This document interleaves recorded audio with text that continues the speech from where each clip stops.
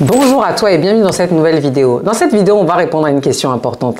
Est-ce que c'est une bonne idée ou pas de confier son business à un membre de la famille lorsqu'on est basé à l'étranger, lorsqu'on est un membre de la diaspora?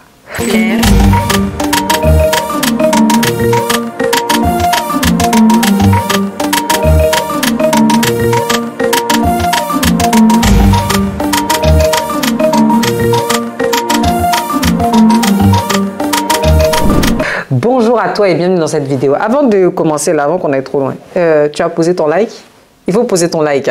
Est-ce que tu t'es abonné à la chaîne? Il faut t'abonner aussi à la chaîne. C'est très important pour que tu ne manques aucune de nos vidéos et que toutes les petites discussions qu'on fait là, tu sois dedans. Parce qu'en fait, tu as dit, ouais, j'étais pas là. Là, tu es là. D'accord? C'est mieux. Donc, on s'abonne à la chaîne pour absolument rien manquer. On va répondre à cette question stratégique. Vous et moi, on a tous entendu une fois que tel oncle a détourné l'argent qui devait servir à l'ouverture de la laverie de un tel. Qu'une telle a essayé de lancer un salon de coiffure, mais la cousine a volé l'argent d'eux. Ou elle a dilapidé le truc. Ou elle fait pas bien le travail. Ou les clients ne sont pas satisfaits, etc. On a entendu énormément de scandales. Donc, ça nous rend même... On n'a même plus envie d'investir, on n'a même pas envie de construire, de confier notre business à qui que ce soit, surtout lorsqu'il s'agit de la famille. Alors bien heureusement, il y a aussi des belles histoires, mais pour ne rien vous cacher, moi j'entends surtout des histoires qui sont assez tristes et qui sont assez regrettables par rapport à la façon dont on gère nos business et par rapport à la façon dont parfois la famille gère nos business au pays. Mais c'est important quand même de mettre l'église et la mosquée au milieu du village. Lorsque toi, tu es basé au Canada, tu es basé aux États-Unis, tu es basé en Suisse, en Belgique, tu vas confier ton business finalement à quelqu'un, tu vas lui confier de l'argent, du capital, de la marchandise pour que la personne crée une activité et te génère des revenus. Toi, tu es dans un certain confort. Parce que dire que tu as ton salaire et que même si c'est 50 $ ou 50 € en plus de ton salaire, tu es capable d'investir ça, n'est-ce pas, pour créer du business, c'est que tu as un certain confort. Et la personne à laquelle tu vas confier ton business, tu ne connais pas sa situation financière. Tu ne sais pas ce qui la préoccupe. Tu vois ce que je veux dire? Cette personne-là est dans une forme de précarité. Elle pense à ce qu'elle va mettre dans sa marmite aujourd'hui, alors que toi, tu es déjà en train de construire demain.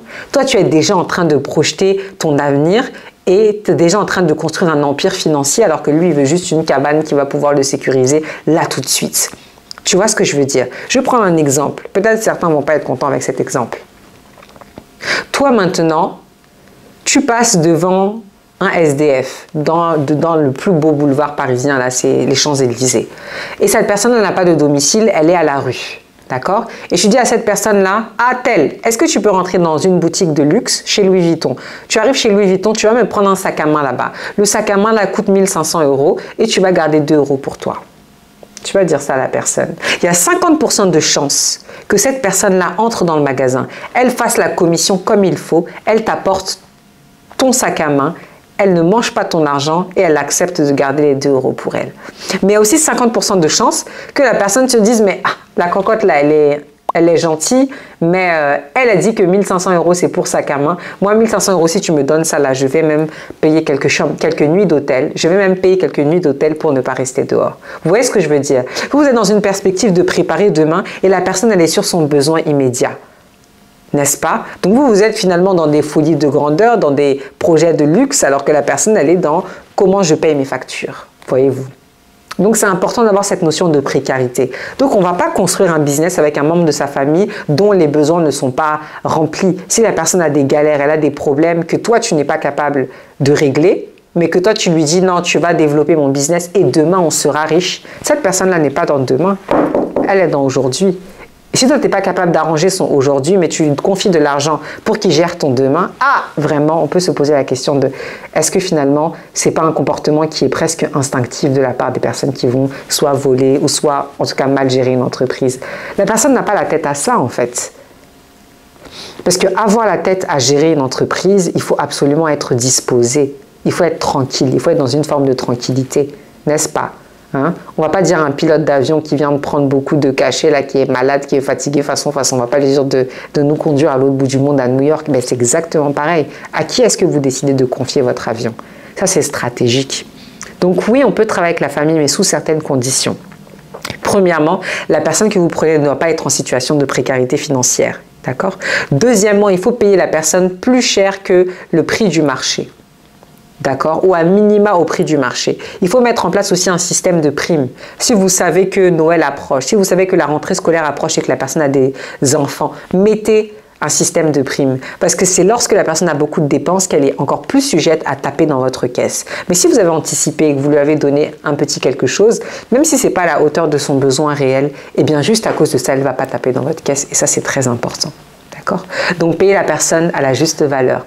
La sélectionner aussi sur son CV. On a beau dire, ah, une telle parce que c'est la famille. Le fait que ce soit la famille n'est pas un argument. Il faut que la personne soit aussi compétente par rapport à ce que vous attendez de lui ou d'elle. Donc, de la même façon, vous allez prendre le CV d'un inconnu et lui poser des questions.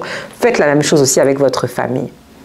Il y a aussi quelque chose de très important que l'on néglige, c'est la période d'essai. C'est très important de dire, ok, là on va tester et si ça se passe mal, on arrête. Ça conditionne la personne à avoir un meilleur comportement vis-à-vis de votre business aussi. Et puis ça vous libère. Au cas où ça se passe mal, vous n'avez pas de mal à dire non. Parce que généralement, on laisse beaucoup de choses s'accumuler et c'est quand c'est trop tard qu'on commence à dire, ah non, finalement, je ne souhaite pas ou ah non, finalement, je vais changer. Et ça, ce n'est pas l'objectif. N'est-ce pas? L'objectif, c'est qu'on soit dans l'anticipation, toujours dans des relations positives et qu'on essaye de gérer au mieux pour ne pas avoir de mauvaises surprises. J'espère que cette vidéo vous aura plu, qu'elle vous a permis d'avoir des clés si vous avez pour projet de créer un business au pays, mais que vous ne savez pas, est-ce que je le confie à ma cousine, est-ce que je le donne à mon demi-frère, est-ce que je le donne à mon oncle, à ma tante? Eh bien, reprenez tous ces critères-là. Si vous pensez que la personne est OK, c'est parti. Si vous avez un doute aussi, n'hésitez pas à consulter des profils qui sont externes. Parce que vaut mieux finalement faire bouder la famille au début quand vous décidez, quand vous décidez de lancer un business mais de ne pas les inclure, ils vont être fâchés une fois, c'est pas grave. Plutôt que de rentrer dans une relation économique et pour sortir de ça, il y aura conflit, il y aura vol, etc. Les conséquences seront plus graves. Je préfère faire bouder quelqu'un peut-être 5 minutes plutôt que de créer des conflits qui à terme vont être beaucoup plus graves pour la famille. J'espère que cette vidéo vous aura plu. Je vous dis à très très bientôt sur la chaîne YouTube pour de nouvelles vidéos au sujet de l'Afrique, la diaspora, l'entrepreneuriat.